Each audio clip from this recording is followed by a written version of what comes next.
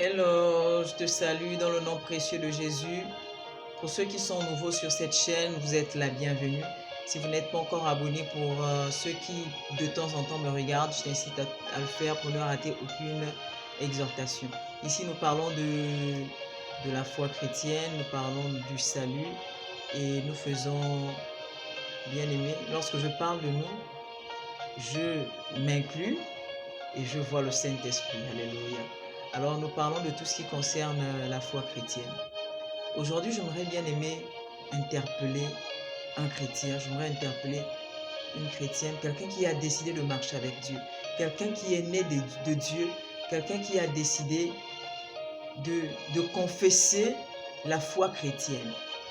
Parce que la Bible dit que celui qui croit que Jésus est le Christ, alors il est né de Dieu. Celui qui croit et qui confesse sera sauvé. Alors j'aimerais te dire, bien-aimé, si tu as confessé Jésus, tu as accepté de marcher avec Jésus, permets aux hommes de prendre le Dieu que tu as confessé au sérieux. L'apôtre Paul pouvait dire, ne vous conformez pas au siècle présent. Aujourd'hui, tu es chrétien. En réalité, si tu l'es, c'est pour qu'il y ait la continuité de l'œuvre de la croix. C'est pour qu'il y ait une continuité, la poursuite, bien aimé, de l'œuvre de la croix. C'est pour que le maximum de personnes soient impactées par le Jésus qui t'a impacté. Pour que le maximum de personnes soient imbibées de l'atmosphère, de la présence, de la puissance du Saint-Esprit. Vous recevrez une puissance. C'est-à-dire que la puissance qui t'a été impartie doit être capable de se révéler afin de sauver les vies. Ne te conforme pas à ce siècle. Ne te dis pas tout le monde, les jeunes, je suis jeune, je vais prendre l'exemple des jeunes personnes. Tu es jeune, tu vas te conformer à tout le monde. Tu oublies que tu as une identité à défendre. À ceux qui l'ont reçu, à ceux qui ont cru en lui, il a donné le pouvoir de devenir enfant de Dieu. Dieu que tu as accepté, a envie d'opérer dans ton entourage. Mais donne-lui la possibilité, au travers de toi, de le faire. Alors la Bible me dit que Daniel, en déportation à Babylone, il n'a pas péché contre Dieu. Shadrach, Meshach, jetés dans la fournaise ardente, bien-aimés. Pourquoi? Parce qu'ils ont refusé de se prosterner devant la statuette que Nebuchadnezzar avait dressée. Alors là, ces jeunes gens lui ont clairement dit qu'écoute, nous, on ne va jamais adorer ce Dieu. On adore le Dieu de gloire, on adore le Dieu qui a créé toutes choses. On adore l'Éternel des armées. Ils ont su défendre, bien aimé, leur identité. Ils ont su défendre le Dieu qu'ils servaient. Ils ont bien pu dire, le Dieu que nous servons peut nous délivrer. Alors là, ils ont fait confiance à Dieu et Dieu a intervenu. Toi, lorsque tu es face aux personnes qui ne craignent pas Dieu, tu es face aux personnes bien-aimées qui t'emmènent dans beaucoup de choses. Comment tu te comportes? Est-ce que tu dis, bon, c'est seulement cette fois, je peux encore mentir. Bon, c'est seulement cette fois, je peux encore m'amuser à voler. Parce que c'est pour une bonne cause.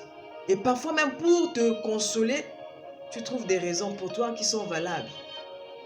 Permets à ton entourage de gagner le ciel aussi, s'il te plaît. Ton témoignage est très important. Ton témoignage est important. La Bible me dit que lorsque ces jeunes gens ont refusé d'adorer la statuette que Nebuchadnezzar avait dressée à Babylone, lorsqu'ils ont été jetés dans le feu, ils étaient liés. Mais lorsqu'ils sortent du feu, ils sont déliés. Et il y a un quatrième homme qui se révèle. La Bible dit que Nebuchadnezzar doit dire que celui qui s'était révélé comme le quatrième homme, bien aimé, ressemblait à un fils de Dieu.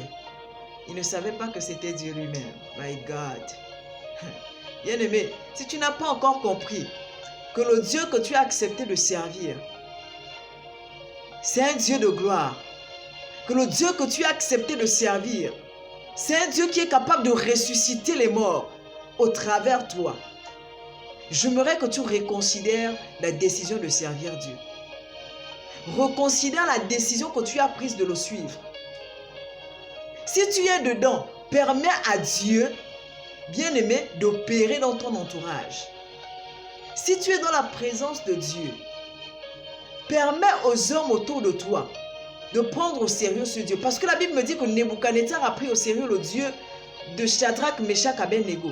Parce qu'après, il demande à tout son peuple, à tout son royaume, d'élever, d'honorer, d'adorer le Dieu de ces trois jeunes gens, de ces Juifs qui avaient tenu tête, qui avaient tenu mordicus devant Nebuchadnezzar.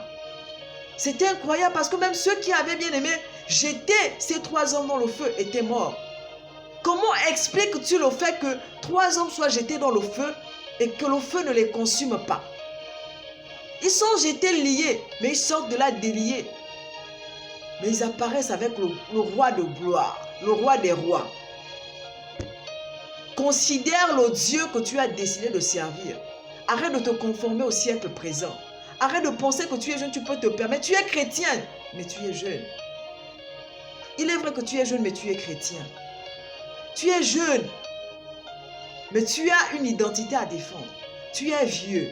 Tu te dis, c'en est infini, il faut que je profite de la vie. Mais où est-ce que tu iras?